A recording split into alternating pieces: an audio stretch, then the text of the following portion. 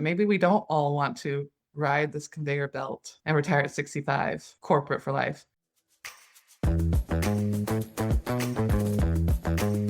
You're listening to Overwhelmed Working Woman, the podcast that helps you be more calm and more productive by doing less. I'm your host, Michelle Gauthier, a former overwhelmed working woman and current life coach. On this show, we unpack the stress and pressure that today's working woman experiences. And in each episode, you'll get a strategy to bring more calm, ease, and relaxation to your life. Hi, friend. Thanks for joining today. I have a great interview for you. I am talking to Cassie Leonard. She spent 20 years working in the male-dominated world of engineering and aerospace defense and ended up leaving corporate leadership to coach high-achieving women who wanted to redefine what success looks like on their own terms. When you listen to today's episode, you will learn why burnout isn't just about doing too much and how the ideal worker myth, she's going to explain what that is, fueling overwhelm for so many women. How to shift from chasing external achievements. Ooh, that's a big one. A simple tool, which she calls her top 10 list, that will help you clarify what you truly need in your next role, job, or just season of life. If you've ever been in your job and thought, okay, I really don't want the next promotion, but I don't know what I do want, this is a great episode for you to listen to. So let's tune in. Thank you so much, Cassie, for being here with us today. I really appreciate it. So happy to be here, Michelle. Thank you. So you transitioned from a 20-year aerospace career into coaching and being an author. I'm always so curious to know what happened that led you to do that. What's your story or your background? It wasn't one major thing that happened. It was 1,000 little things, some that I was aware of, some that I wasn't aware of. One that I was definitely aware of was COVID. Being at home, running an organization across 2 coasts, all virtually, with a kindergartner and a 4th grader at home.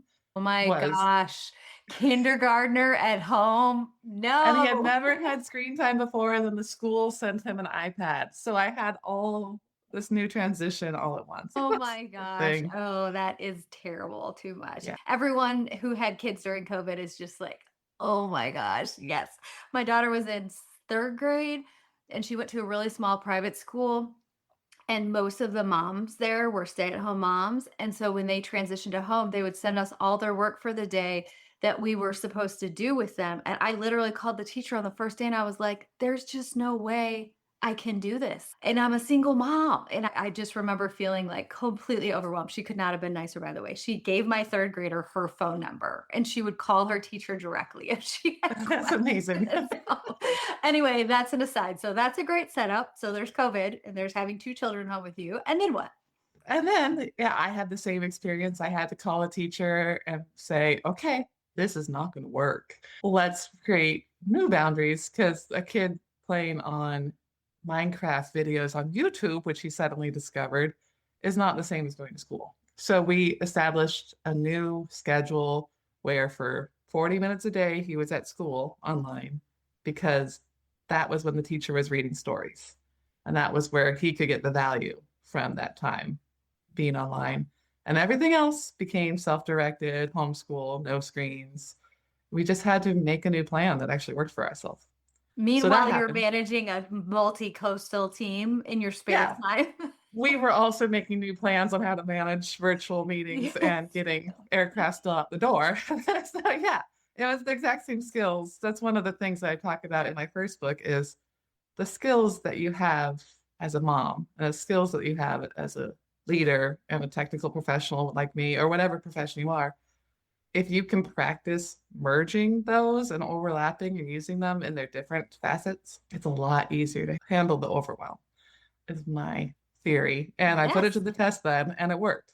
But the reason I left ultimately was, in addition to being tired of using all those skills in all the places, I was starting to not be quite so excited by the airplanes, not be quite so excited by, I was working on submarines at that point, so really not excited. I lost the love of the mission, but I still loved working with people. I loved watching someone grow in their career, and I loved anytime I could bring people together, and I wanted to do that in a space that I could own. And so I opened my business, and that's when I became a coach. and author. That's so great. Did you have any thoughts at that time? I'm like projecting this on you because I did. But did you have any thoughts at the time of, okay, I wanted to be a coach. I had a successful career that had nothing to do with coaching, although really it did, like mentoring and that kind of stuff.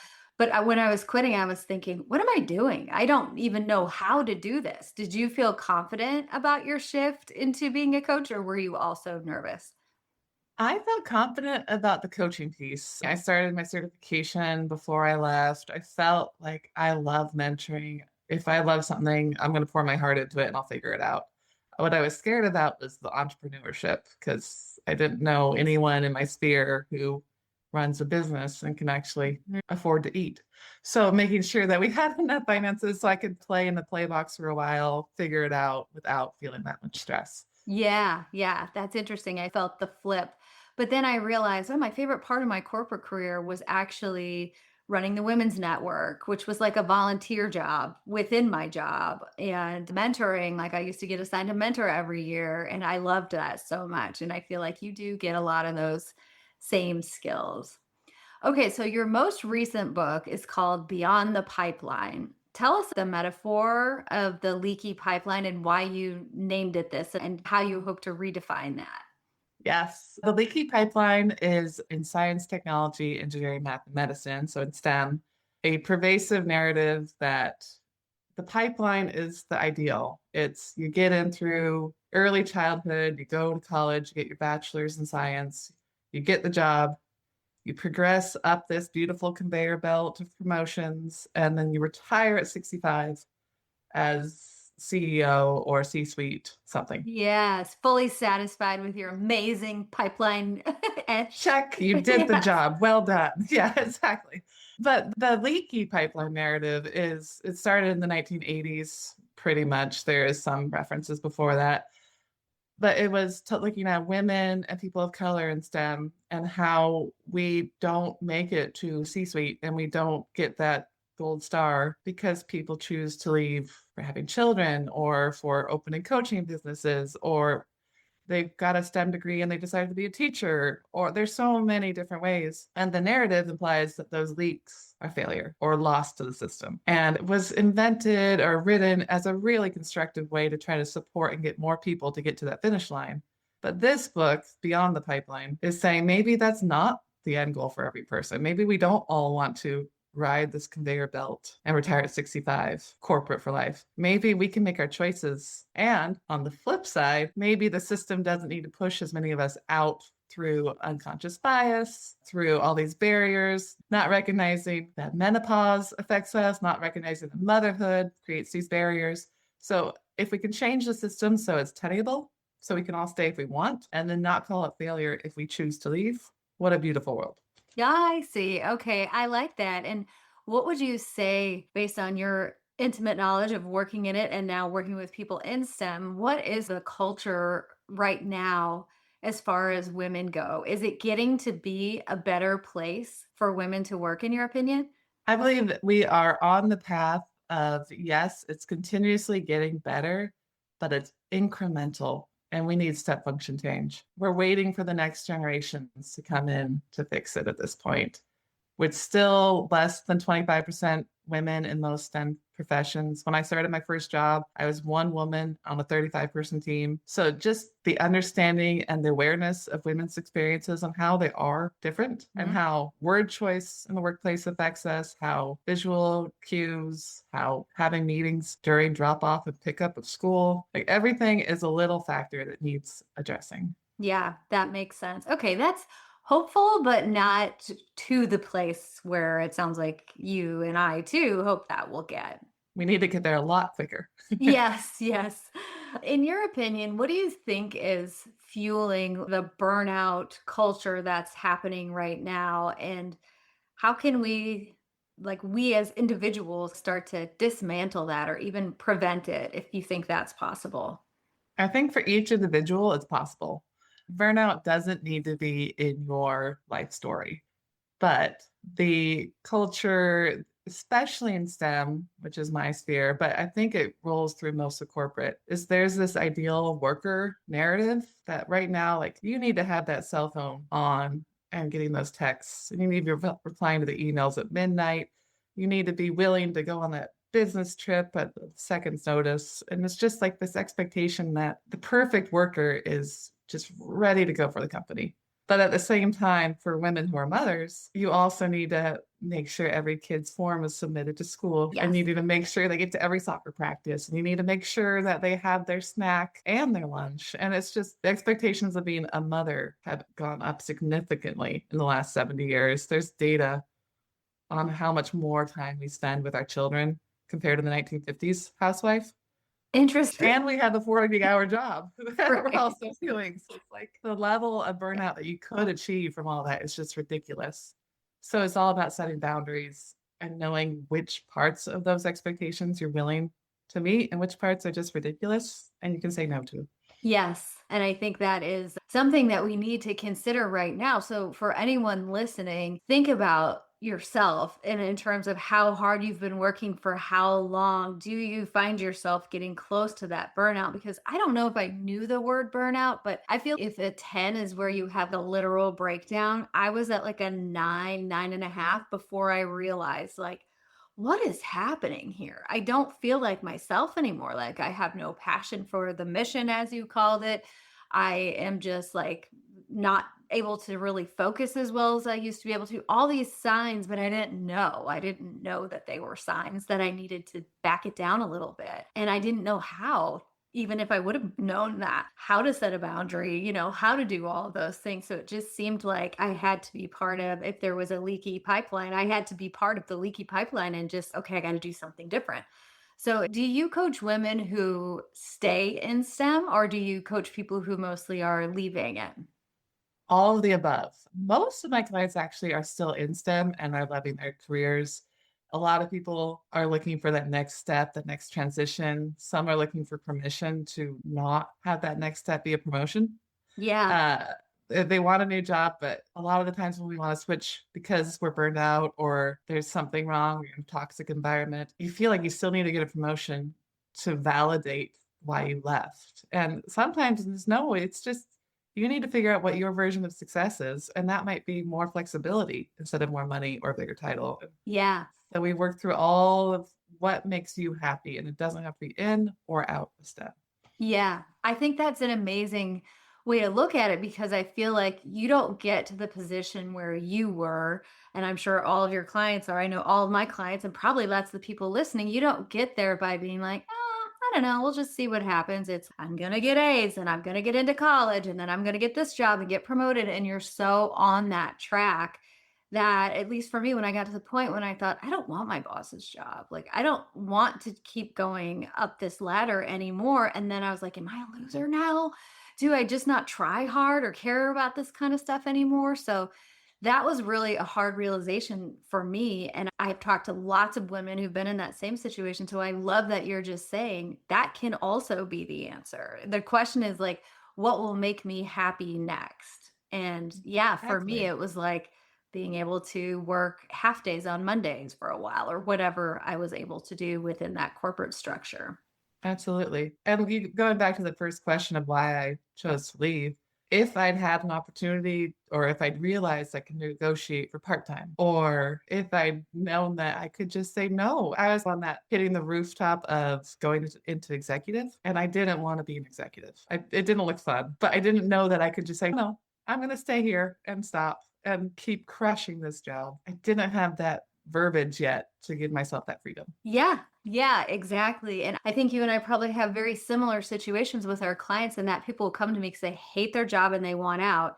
And then they do coaching and then they stay and they like it. It's Yeah. just the way that you're looking at it and the things that you're valuing at the time.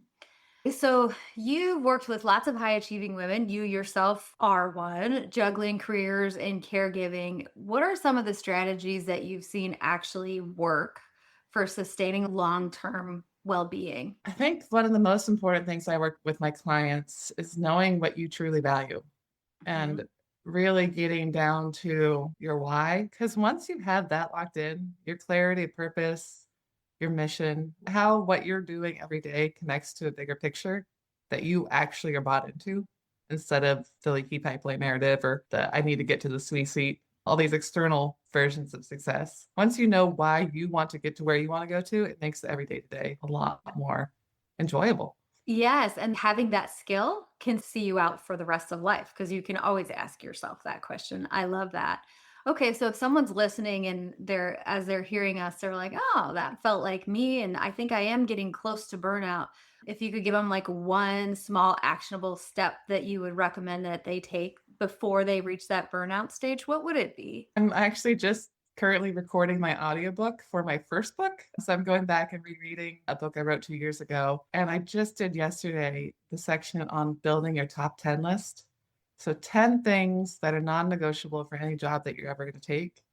And it was so much fun to go through. I have like pre-work questions. So it's not a small task, but pre-work questions in there. But once you have this little simple list, fits on a post-it, of what's the no kidding, this matters to you list, everything gets easier.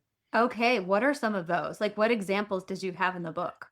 For me, one of them was I wanted to have leadership that supported me and trusted me because I had worked in environments where I didn't have that. So I knew that was important to me. Another one was I wanted flexibility to be home to pick up my kids and take them to soccer practice most nights. So, like, you can have very different examples on that Yeah. list of commute time, mission, balance, whatever it is. But it's that collection of 10, I think 10 or plus or minus is really important because as working women, we are solving for many variables. You can't Yeah. just have a one statement clarity. Yeah, absolutely.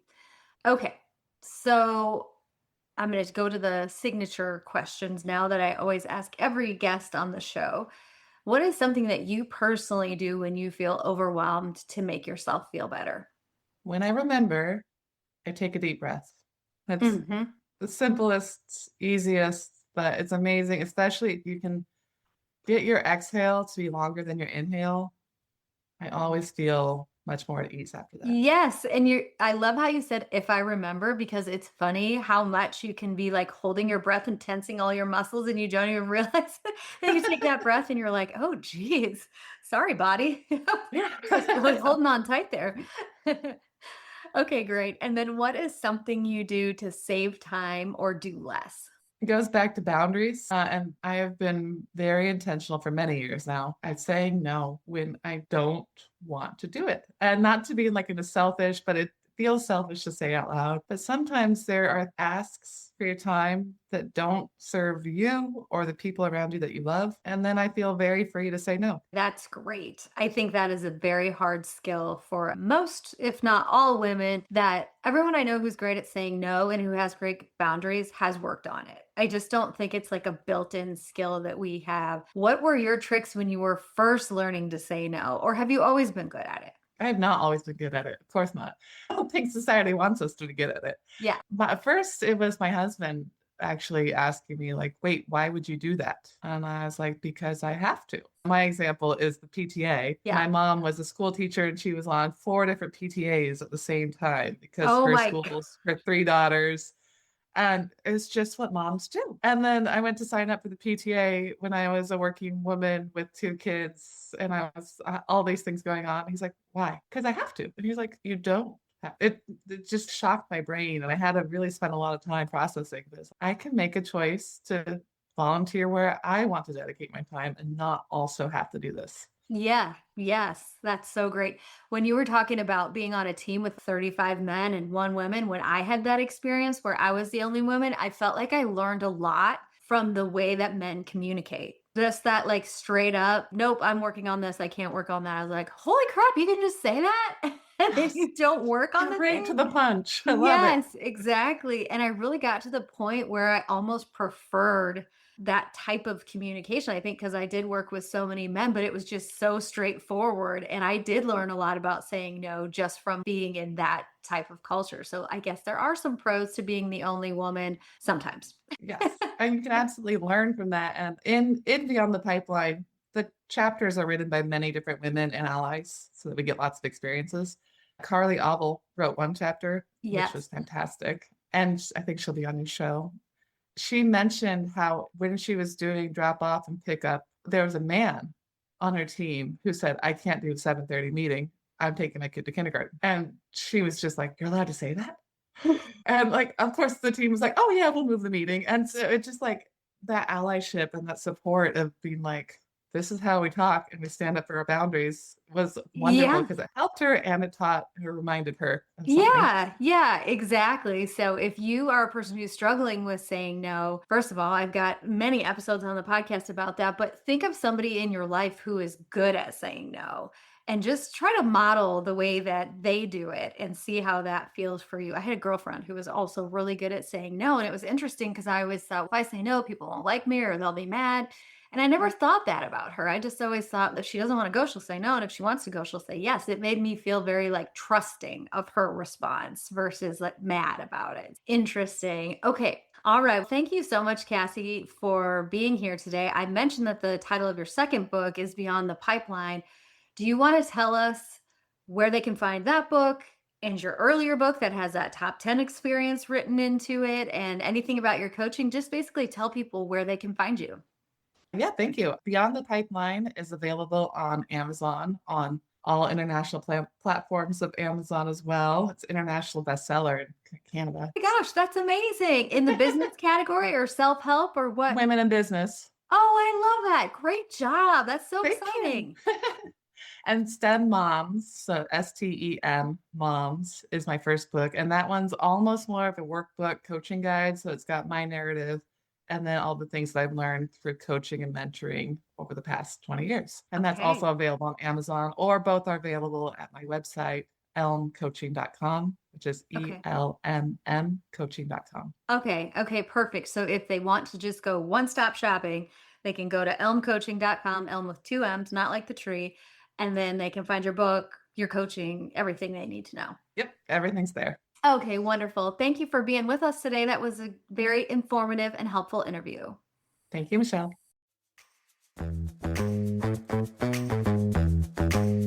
Thank you for listening to the Overwhelmed Working Woman podcast. If you want to learn more about my work, head over to my website at michellegothier.com. See you next week.